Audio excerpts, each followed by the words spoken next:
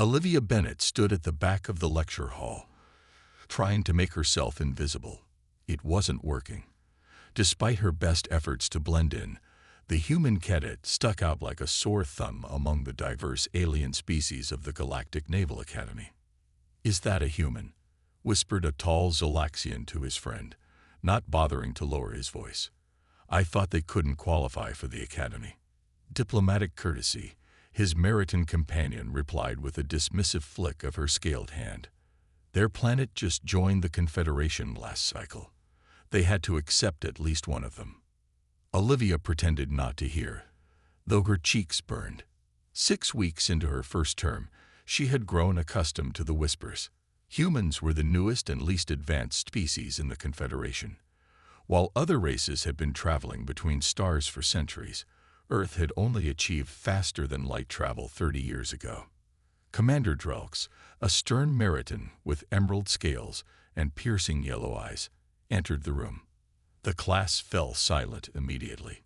"Today we begin practical applications of quantum navigation," he announced. "Pair up and prepare your simulators." The usual scramble for partners began. As always, Olivia found herself alone. Commander Drelks noticed and frowned. "Cadet Bennet, join Group 3, he ordered, pointing to a cluster of Vicari cadets who groaned visibly. "Yes, sir," Olivia replied, moving toward the unwelcoming group. The tallest Vicari shifted slightly, blocking her access to the simulator controls. "We'll handle the calculations," he said. "You can observe." For the next hour, Olivia watched as the group worked through navigation scenarios without her input. When Commander Drelk stopped by their station, she tried to appear engaged. "Cadet Bennet," he said sharply, "explain the approach vector for Scenario 5. Olivia's heart sank. She hadn't been allowed to see the simulation data. I'm not sure, sir." Commander Drelk's expression hardened. "Not acceptable. See me after class." Later, standing before the commander's desk, Olivia fought to keep her composure. "Bennet, your performance is below standard," he said bluntly. "Your physical capabilities are inferior to other cadets. Your reflexes are slower. Your knowledge of space travel is elementary at best." "I'm trying, sir," Olivia said quietly. "Trying isn't enough. This academy trains the best officers in the Confederation. I recommended against accepting human cadets this cycle." He studied her for a moment. "Why are you here, Bennet?" Olivia straightened her shoulders. "Humans have different perspectives, sir. We might see solutions others miss." Commander Drelks made a skeptical sound. "You have until the midterm evaluation to show improvement." Dismissed.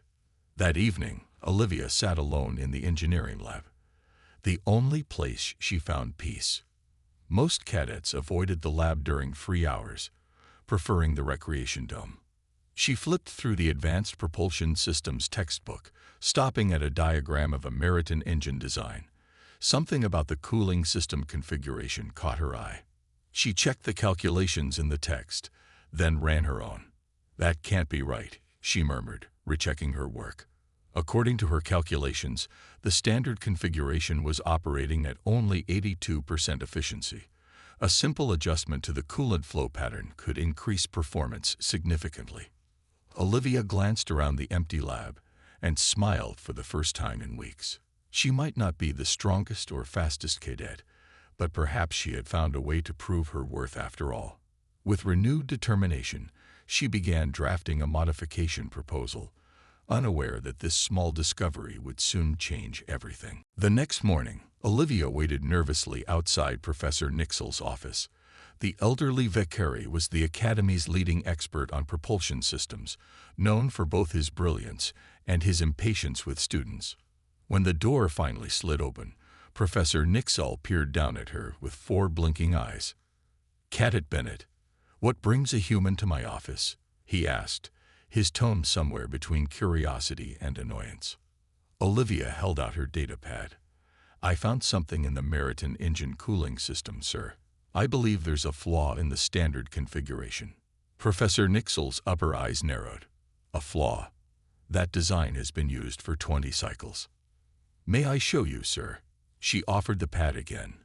With obvious reluctance, he took it and gestured her inside. His office walls were covered with holographic engine schematics and mathematical formulas. The professor scanned her calculations quickly. "This is nonsense. Where did you learn propulsion theory?" "My father repairs shuttles on Earth," Olivia said. "I grew up helping him." "Primitive vehicles," he muttered, but continued reviewing her work. His expression gradually shifted from dismissal to cautious interest. "Your cooling redistribution concept is unusual. If you run a simulation, you'll see it works," Olivia said. Professor Nixell huffed. "I'll examine it when I have time. Now go to your classes, Cadet." That afternoon, in Advanced Systems Lab, Cadet Krell, a blue-skinned Zolaxian and top student in their year, was assigned to the workstation next to Olivia's. When she stepped away to gather components, she returned to find her simulation program corrupted. "What happened?" she asked, staring at the error messages. Krell shrugged his massive shoulders. "Perhaps human programming is incompatible with Academy systems." Laughter rippled through the lab. Olivia caught the satisfied smirk on Krell's face, but said nothing. The simulation was due tomorrow, and she'd have to start over. That night, while the other cadets slept, Olivia worked tirelessly in the lab. She not only rebuilt her simulation but improved it, incorporating elements of her cooling system modification. When she finally finished, sunlight was streaming through the windows. Exhausted but satisfied, she submitted her work and dragged herself to morning formation. Later that day, an Academy-wide announcement appeared on all screens. Confederation Naval Competition Teams selected. All named cadets report to Auditorium C immediately. Olivia barely glanced at it, certain it didn't apply to her. Then her datapad chimed with a personal message from Professor Nixell. "Report to Auditorium C now." Confused, she hurried to the auditorium, slipping in quietly through the back doors. Professor Nixell was on stage with Commander Drelks and 3 other instructors. "The teams have been selected based on complementary skills and academic performance," Professor Nixell was saying. "Team 4, Cadet Zara, Cadet Lox, Cadet Pell, and," he paused slightly, "Cadet Bennett." A shocked murmur swept through the room. Olivia froze, certain she had misheard. Cadet Krell stood up. "Professor, there must be a mistake. Bennett is human." "I'm aware of Cadet Bennett's species," Professor Nixell replied dryly. "I'm also aware that her propulsion simulation received the highest score in the class and contained innovative elements I've not seen before." Commander Drelks looked displeased, but nodded in agreement. "Teams are final." As Olivia made her way to join her teammates, she noticed their expressions: Zara's disbelief, Lox's anger, and Pell's quiet resignation. None of them wanted to work with her. But for the first time since arriving at the Academy, someone had seen her potential. It was a start. "Let's establish responsibilities," said Zara, standing tall at the head of their assigned project room. The slender Vicari female had taken charge immediately, her 4 arms crossed in a posture of authority. "I'll lead overall design and coordination." Olivia sat quietly, watching her new teammates position themselves around the circular table. They had been assigned to build a rescue vessel capable of operating in extreme conditions for the Confederation-wide competition. "I'll handle propulsion and power systems," declared Lox, a blue-skinned Zolaxian with a prominent ridge running down his forehead. His species was known for their engineering prowess and their arrogance. "Environmental systems and life support," offered Pell, the quietest of the group. The stocky Meriton kept his scaled head down, already sketching designs on his datapad. 3 pairs of eyes turned to Olivia. "What exactly can you contribute?" asked Zara, not bothering to hide her skepticism. Olivia straightened in her seat. "I'd like to work on the navigation and emergency response systems." Lux snorted. "Those are critical components. I'll handle navigation." "You can." He paused. "Maintain our documentation and assist when needed. In other words, stay out of the way." Olivia nodded, swallowing her protest. Arguing wouldn't help. She'd have to prove herself through action. For the next 2 weeks, the team fell into an uncomfortable routine. Zara, Lox, and Pell worked closely together, speaking in technical jargon and occasionally switching to their native languages. Olivia was assigned basic tasks, retrieving components, running simple diagnostics, keeping records. At night, when the others had left, she would study their designs. She began creating her own alternative plans, incorporating ideas from Earth's naval rescue operations, concepts that seemed primitive but had been refined over centuries of ocean rescues. One evening, during a routine test of the life support prototype, a power surge caused a small explosion. Pell, working nearby, was knocked backward as a piece of metal tore loose. Olivia reacted instantly. She grabbed a pressure seal from the supply cabinet and jumped toward Pell, applying it to the crack that had formed in his environmental suit. Merit in biology required specific atmospheric conditions, and even a small breach could be dangerous. "Hold still," she ordered, securing the seal while simultaneously reaching for the emergency atmosphere regulator. Her smaller human fingers worked quickly, adjusting the settings to compensate for the leak until it was fully contained. The others watched in surprise as she efficiently handled the crisis. "How did you move so fast?" Zara asked afterward. Olivia shrugged. "On Earth, we train for emergencies with damaged equipment. Sometimes simple solutions work best when there's no time for complex ones." The incident changed something in the team dynamic. Though they still limited her technical contributions, they began to include her in discussions. Pell especially seemed grateful, sometimes asking her opinion on safety protocols. 3 weeks into the project, Olivia arrived early to find her teammates gathered around the main display, staring at something. "What is this?" Lox demanded, pointing at the screen. With a sinking feeling, Olivia recognized her alternative design files. She had accidentally left them open on the shared system. "It's just some ideas I've been working on," she said quietly. Without authorization, Zora's voice was cold. "You've been undermining our project." "No, I was just exploring different approaches." "Different approaches," interrupted Lox.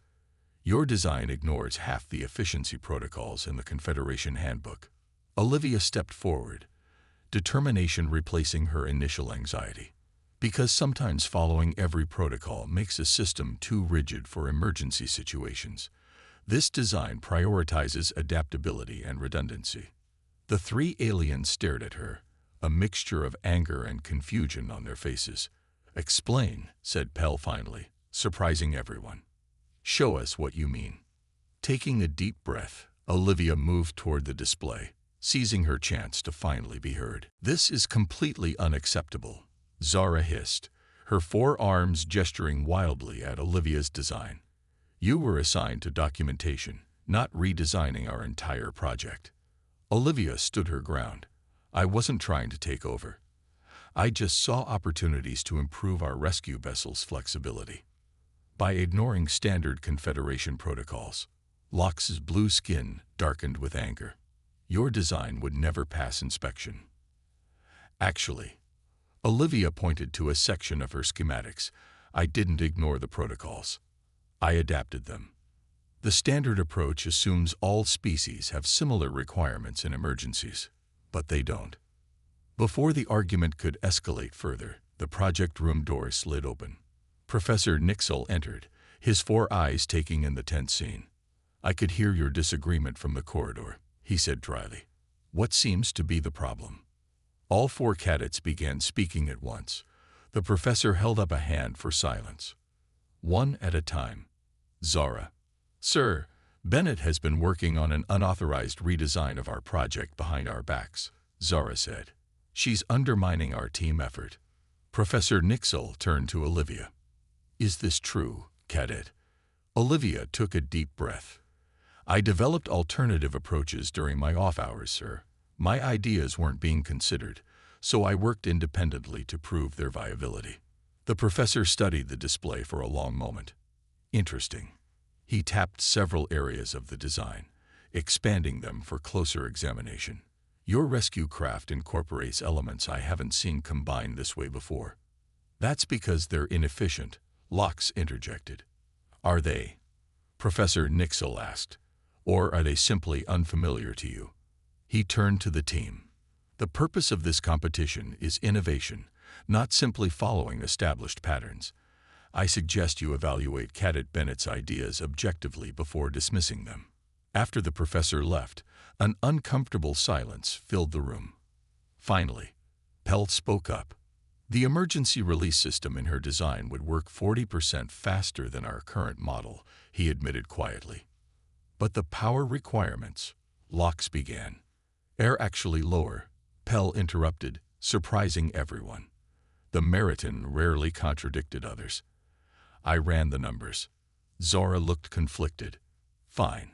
We'll review the design. But this doesn't mean we're starting over. Over the next few days, the team begrudgingly incorporated several of Olivia's ideas into their rescue vessel. The atmosphere remained tense, but at least her contributions were being considered.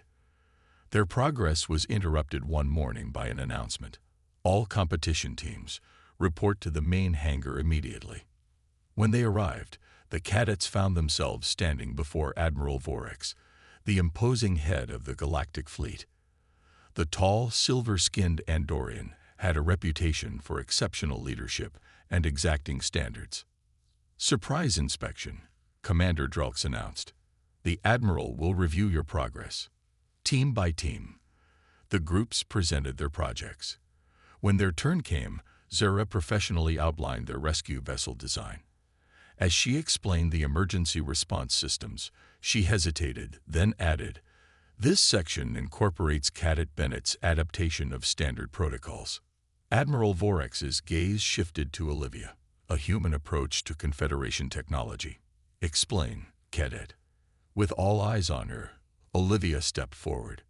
"Sir, humans have less advanced technology, but we've spent centuries developing emergency systems that work under severe constraints. I applied that thinking here." The Admiral nodded thoughtfully. "I worked with humans during first contact. They have a unique perspective." He studied their design more closely. Sometimes fresh eyes see what experienced ones miss. Continue. After the inspection, the team returned to their project room in silence. Finally, Locke spoke. "Your cooling system modification is actually quite elegant," he admitted reluctantly. "And your emergency protocols impressed the Admiral," added Zora. Pell nodded in agreement. "Perhaps we should review your other suggestions." Olivia smiled cautiously. It wasn't friendship, but it was progress. For the first time, they were becoming a real team. "I'd like that," she said. "And I have some ideas about improving Zora's hull design too." Instead of objecting, Zora actually smiled. "Let's see them." 3 days before the competition deadline, Olivia and her teammates worked with newfound harmony in their project room. The rescue vessel, now a true blend of all their ideas, was nearly complete in virtual form. Physical construction would begin tomorrow in the Academy's fabrication bay. The heat dissipation system is now operating at 94% efficiency, Locke announced, genuine pride in his voice as he adjusted the final calculations. And life support can maintain stability for 6 different atmospheric requirements simultaneously, added Pell, who had grown more confident in expressing his ideas. Zora nodded with approval. "We might actually have a chance to win this." The Academy's emergency alert system suddenly blared, cutting her off. Red lights pulsed throughout the room.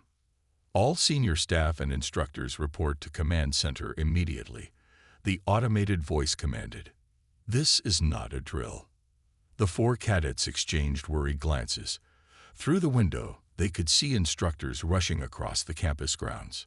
"Something's seriously wrong," Olivia said. Pell accessed the Academy Information Network. Nothing on the official channels yet. "Let's go to the observation deck," suggested Zora. "We might learn something there." The observation deck overlooked both the Academy grounds and the spaceport beyond. When they arrived, several dozen other cadets had already gathered, all speculating about the emergency. Commander Drelks and Professor Nixel stood near the large viewing window, speaking in hushed but intense tones. The cadets moved closer, trying to overhear. "The research vessel is trapped in the nebula's outer boundary," Commander Drelks was saying. "Standard rescue ships can't withstand those conditions." 26 scientists on board, Professor Nixel replied grimly. "Radiation levels are rising as the nebula becomes more active. They have less than 10 hours before their shields fail." Olivia froze, then turned to her teammates. "The Cygnus Nebula." Lox nodded, his expression grave. "It's known for unpredictable energy surges and radiation bursts." "That's exactly what our vessel was designed to handle," Olivia whispered urgently. "Extreme conditions, multiple species, rapid extraction." Zara's eyes widened as she realized what Olivia was suggesting. "Our design is untested. It only exists in simulation." "But it could work," Pell said quietly. The simulations all passed. The 4 cadets huddled together, speaking in low voices while the instructors continued their discussion. "The Admiral has requested emergency vessels from the nearest starbase," Commander Drelks continued, "but they won't arrive for at least 14 hours. "Too late," Professor Nixel said bluntly. Olivia stepped forward before she could second-guess herself. "Sir, we might have a solution." Both instructors turned, surprised by the interruption. "Cadet Bennett, this is not the time." Commander Drelks began.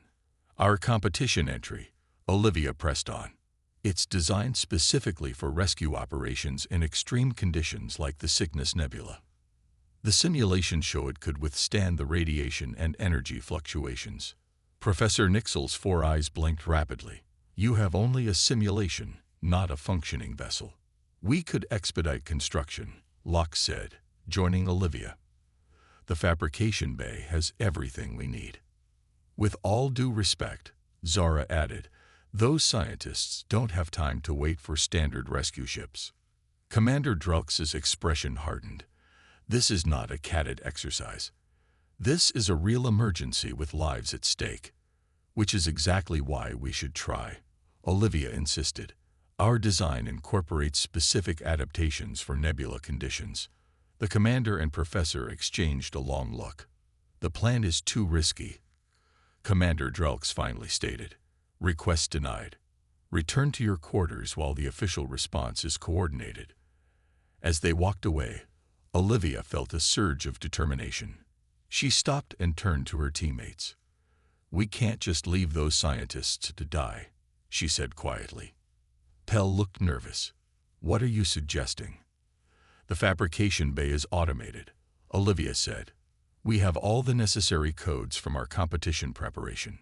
"You're talking about building our vessel without authorization," Zara said, not as a question, but as a realization. Lox crossed his arms.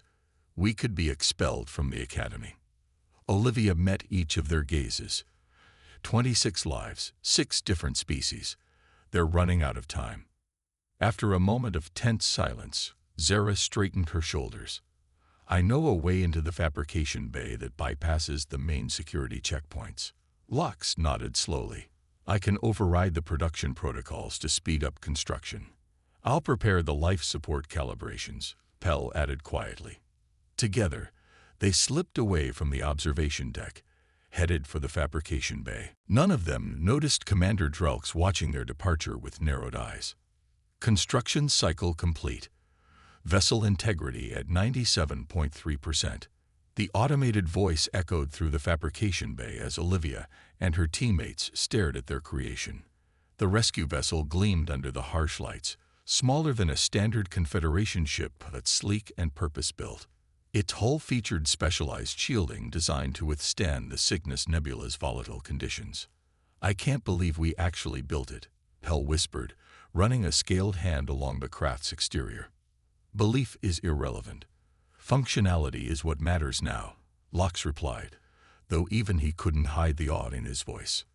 Zara was already at the entry hatch, inputting final launch codes. "We have approximately 7 hours before the research vessel's shields fail completely." Olivia was about to respond when the fabrication bay doors slid open.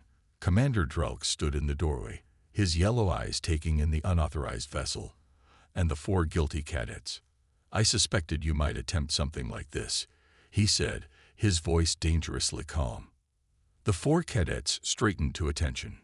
"Sir, we can explain," Olivia began. "There's no time for explanations," Commander Drelks interrupted, surprising them all.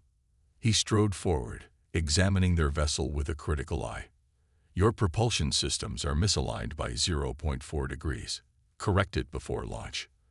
The cadets exchanged confused glances. "Sir," Zara ventured cautiously, "are you authorizing this mission?" "I am supervising an emergency response utilizing available Academy resources," Commander Drelks stated carefully. "I will pilot the vessel." "With respect, Commander," Olivia said, gathering her courage.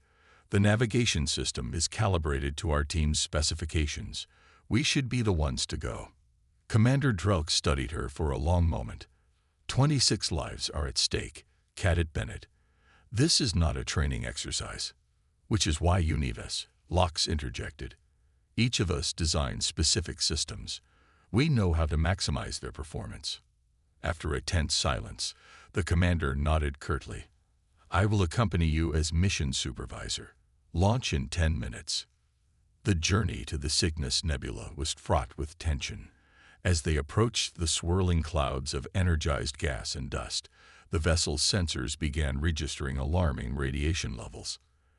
"Adjusting shield harmonics," Pell announced, his fingers dancing across the controls. "Energy surge approaching from Sector 3, warned Zara. Olivia sat at the navigation console, piloting the ship through the nebula's dangerous currents. Unlike her teammates, who relied heavily on instruments, she found herself trusting her instincts, a human trait that had been dismissed as primitive at the Academy. "Radiation levels exceeding safety parameters," Commander Drelks noted, watching her maneuvers with increasing interest. "I see a path through," Olivia replied, her eyes fixed on the view screen. She adjusted course, feeling the currents of energy rather than just reading them on displays. "That approach contradicts standard navigation protocols," Lox observed. "Sometimes the instruments miss what eyes can see," Olivia responded, guiding the vessel through a narrow corridor of relatively stable space within the nebula. When they finally reached the research vessel, a new problem presented itself.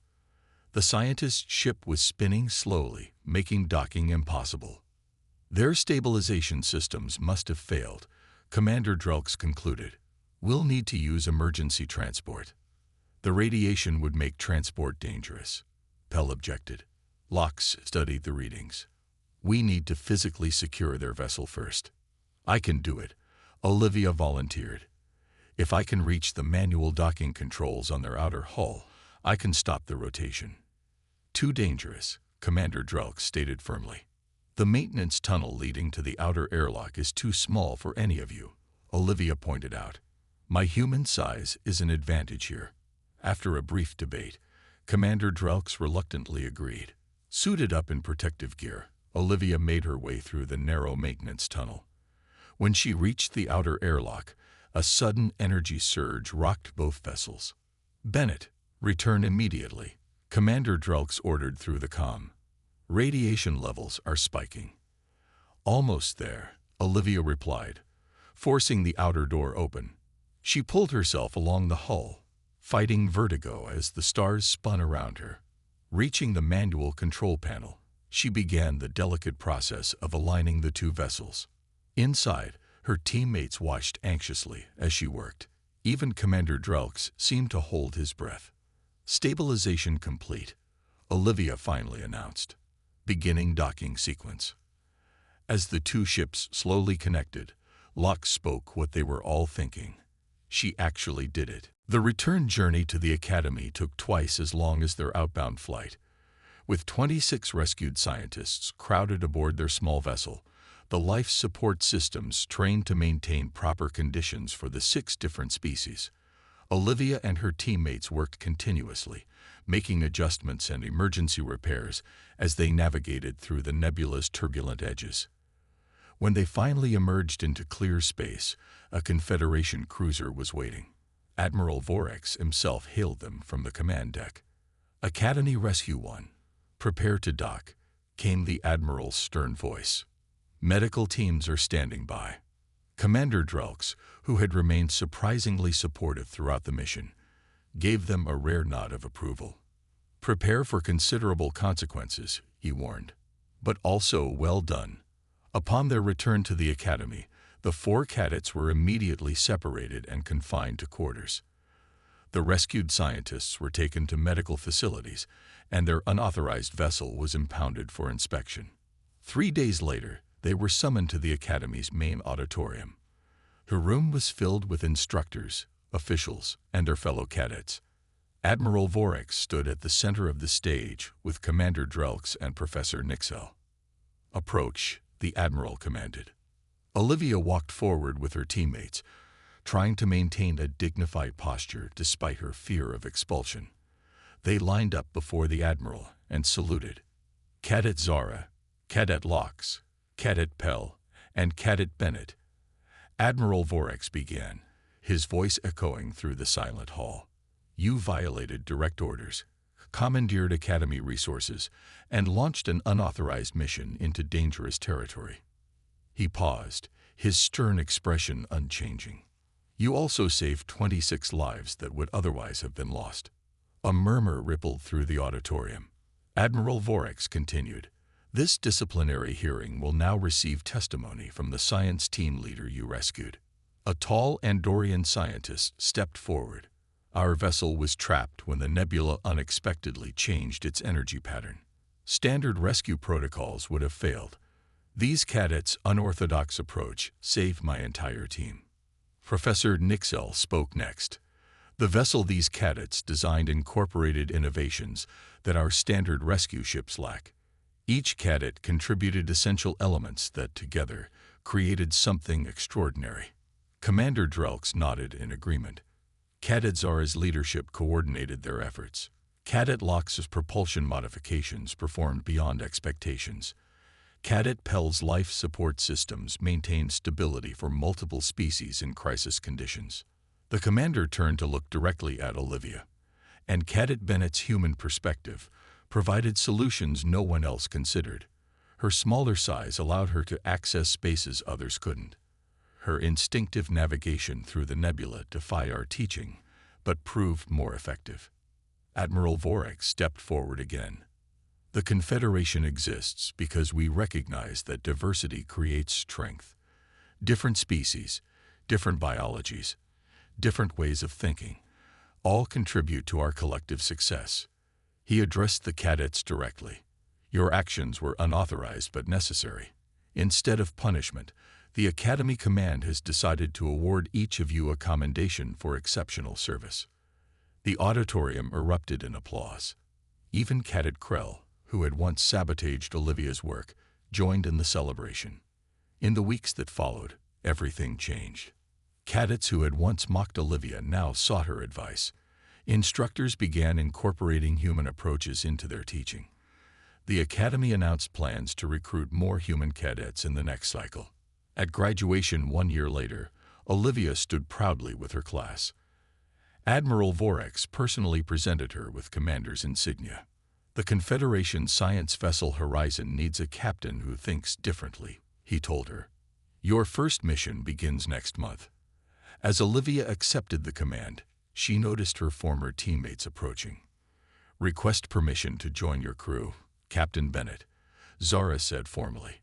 Lox and Pell stood beside her, nodding in agreement. "I can't imagine a better team," Olivia replied with a smile. Later, as the ceremony concluded, Olivia noticed a small human cadet standing nervously at the edge of the crowd, the first of the new recruits. The young woman looked as uncertain and out of place as Olivia had once felt. "The first days are the hardest," Olivia told her, extending a hand in welcome. "But remember this, what they see as your weaknesses may turn out to be your greatest strengths."